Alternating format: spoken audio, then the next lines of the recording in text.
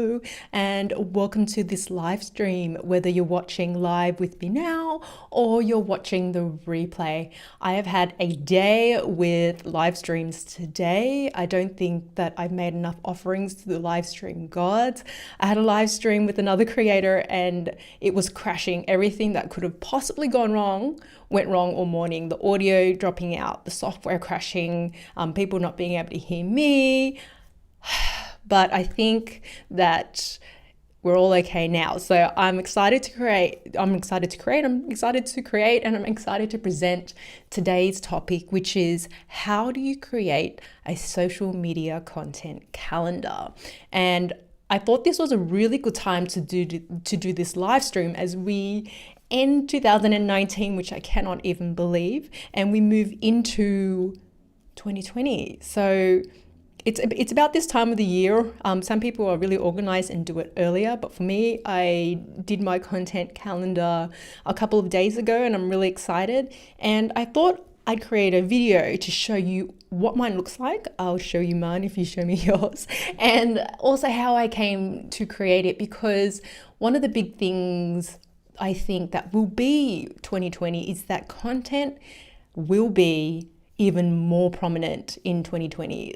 There's content everywhere. I was watching a YouTube special and one of the comedians you've got content on your phone, you've got content on your computer, you've got content on your watch. So there's just screens everywhere. So content will become even more prominent in my theory, in my belief, for the next year. And so as business owners, we need to be able to make sure that we stay on top of our content and that we own our content and it doesn't run us.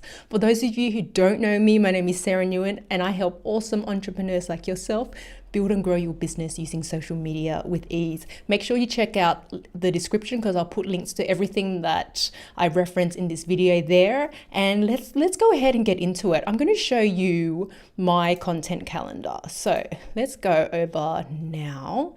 So this is my content calendar. So what happened was I sat down about a week ago. Can't remember the exact day. Everything's a blur. You know that period between Christmas and New Year's when you don't even know what day it is or who you are? Yes, we've heard that. We've seen that floating in social media and I'm doing it again now because I can. This is my social media content calendar and this is my real calendar. It's not a make-believe one. This is one that I actually created and that I will use for myself.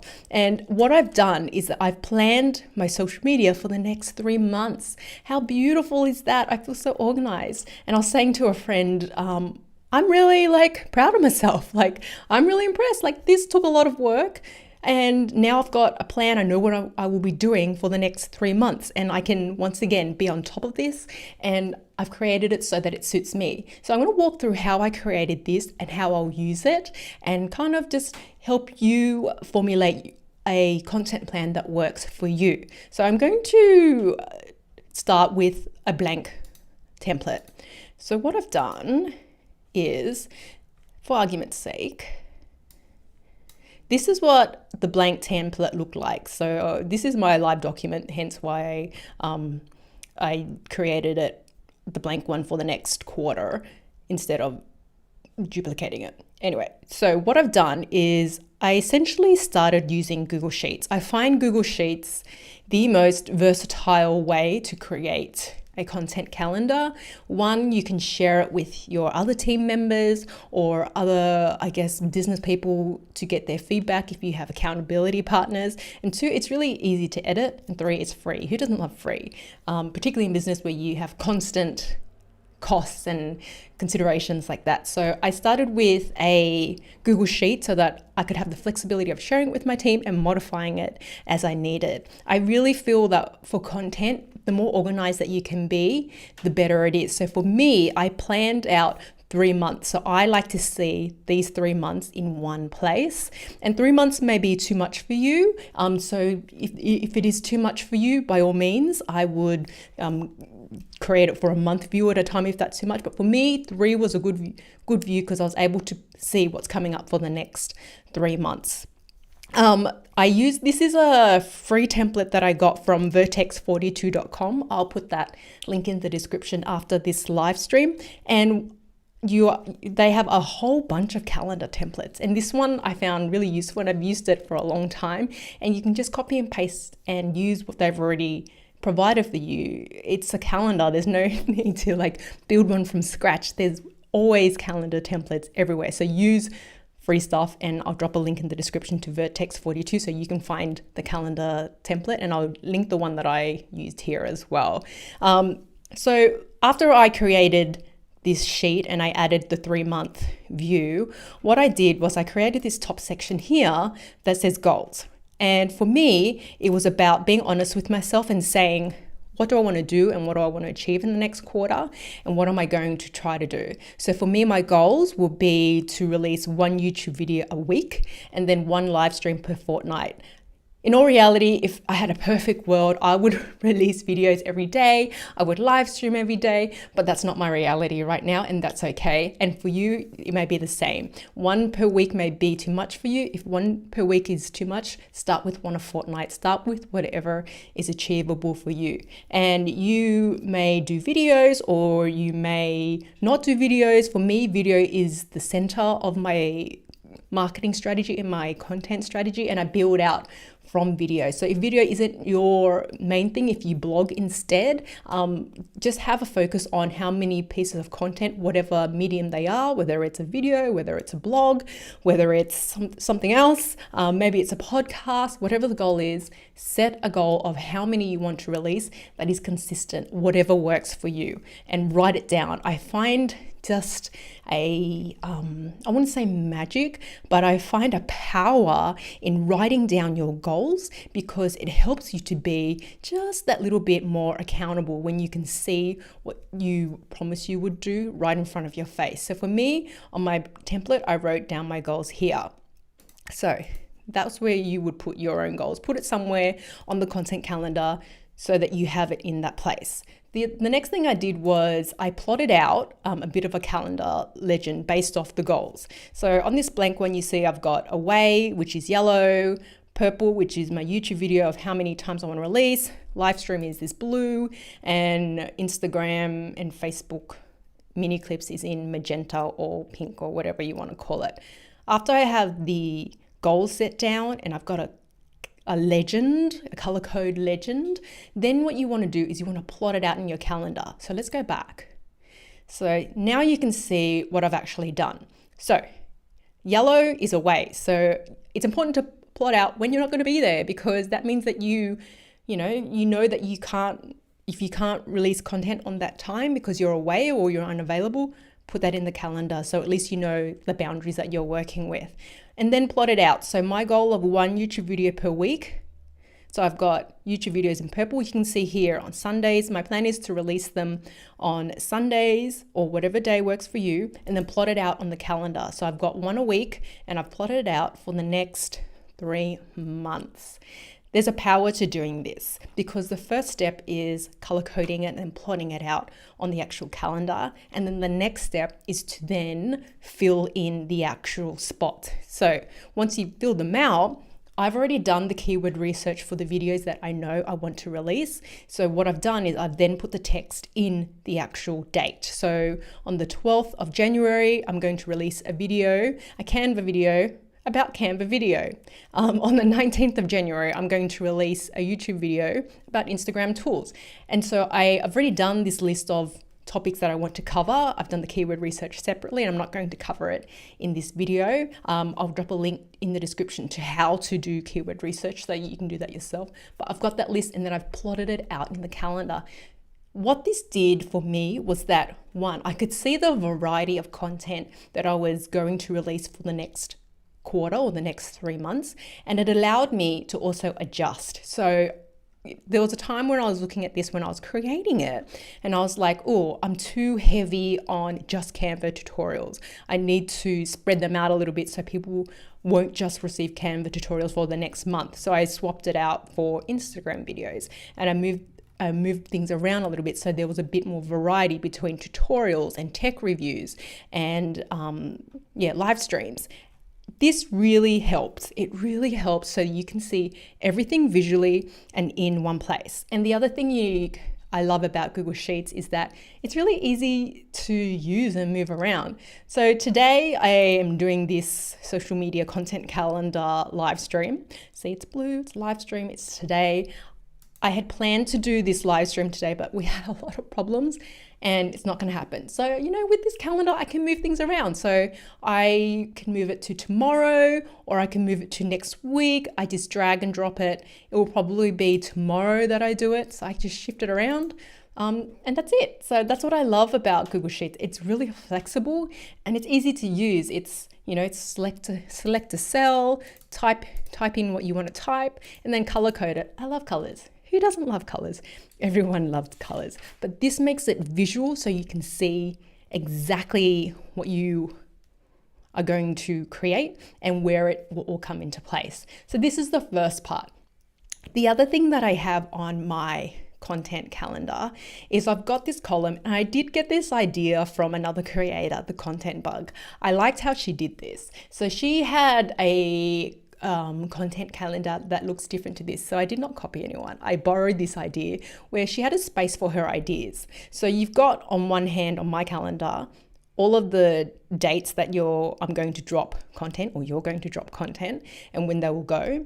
And then there's a space for your ideas. So these are topics that I've added here that I haven't got in my calendar yet, that I want to create content for, but I haven't fit it in yet. So that when I go to create next quarter's schedule, I can either drop them in, or if stuff's happening and things don't go to plan, and for argument's sake, I can't get to my Squarespace live stream, I can't cover that topic for whatever reason, I don't have it ready in time, I could either swap out this topic for another week's content, or I can swap it out for another video. So it just gives me the flexibility of constantly having a running list of ideas, whether I come up with the ideas during a session where I do keyword research, or if I come up with the idea or I see the idea based off just life and seeing other YouTube channels, what they do, and see other creators, what they create. There's a space for it all in the one place. And then I can translate that into the next quarter when I'm planning the next quarter's content. So this I found to be a really powerful exercise to sit down and to go through. I think that seeing what you're going to create really helps you own it. It really helps you go, yep, this is what I'm going to do. And then the next goal is to working around to actually implementing that. So my content calendar isn't done. So what I've done in this stage is I've planned it. So I've planned what I'm going to do, how often I'm going to do it, and then I've slot in the topics that I'll actually create. The next part is implementation. So what I did next was I use Asana as my project management tools. I know there's lots out there. I love Trello. Trello's a really great one. I really love Favro. They're a great little one as well, but they're a little bit expensive for me as a small business owner. But there are so many different tools out there. Asana, I've come back to time and time again because their free offering is very adequate and it's very good, and it allows you to do everything that you need for free.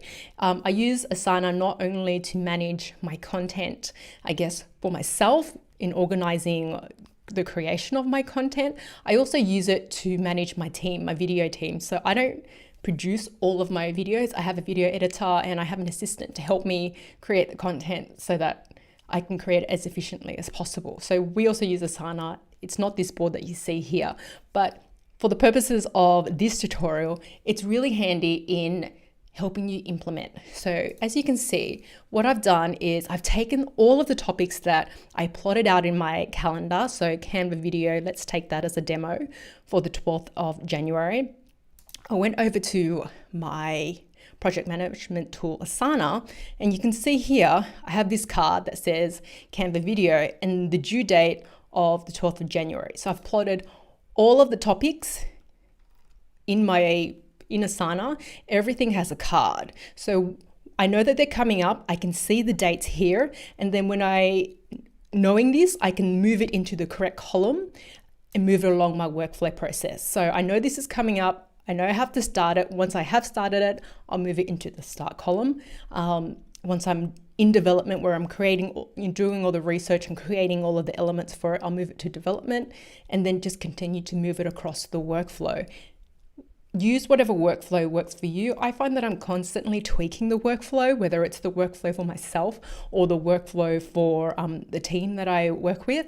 And there's no right or wrong way. Like, I've seen lots of different Kanban board workflows, whether it's, to do, doing, done, start, in progress, done. There's lots of different workflows, and it really is adjusting it to what works for you. There's no right or wrong way. Don't let anyone tell you otherwise.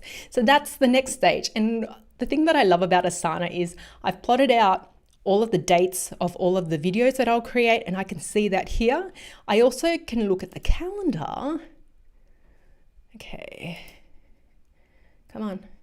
And in the calendar view here, I know I created the calendar in Google Sheet, but I also have a view of it in the calendar as well. So I plotted all the videos and I can see like when they're due. And this also allows me in Asana to manage other projects. So if I assign dates to them and assign them to myself, I can see it all in one place. So that's what I really love about it. The board view, I'm a visual person. So for me, the board view is the best, but they've also got this list view, which is also very handy and powerful. As you can see, it's the exact same titles, but it's just in the list view. For me, this type of format is, I don't know, it's just not visually appealing to me as this board format, and I prefer to be able to drag the cards across the the columns as opposed to viewing it in a list. And that's just how I personally work. But for me, I feel really good about this calendar. I feel for a change. I was listening to a training by Jim Fortin, the transformational coach. If you haven't listened to his podcast, highly recommend it. There was one of his videos or one of his podcasts, and he was talking about time management, and he was saying how you should own your calendar. You should run your calendar. It should not run you. And that was probably what prompted me to create this calendar. And I really had that aha moment of, you know what? My calendar does run me, and why does it run me? How can I take control of this so that I can create the results that I want? And it really was about figuring out, one, what does it look like visually? And then two, how do I implement it? So that pretty much is it, how I create my social media content calendar. I'll put the links to everything in the description, and I'm in a good mood. So I may even create a copy of this so that you guys can, if you want, use this template for yourself. And hopefully you found it really, really useful.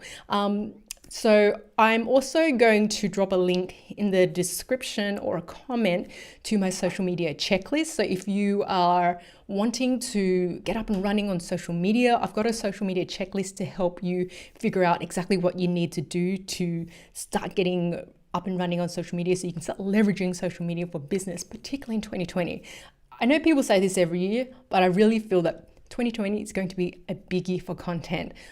Just the feelers that I've got from what the social media platforms are planning, or the speculation of what they may be planning, content will be very important this year or next year. And I really feel that having a content calendar and planning everything out makes it less overwhelming, because social media can be so overwhelming and it can really be, I guess, a time suck. But if you plan it out, then you've got at least a step in the right direction, and then you can control it a little bit better that way. So I really appreciate everyone for this year. It's been a big year for me. This year, I reached 10,000 subscribers on YouTube, which I'm stoked about. I understand that it's not 100,000. I understand that it's not 1 million. But for me, 10,000 was a real accomplishment, because I started the channel from scratch. I started the channel without, any big influencers referring me traffic. And then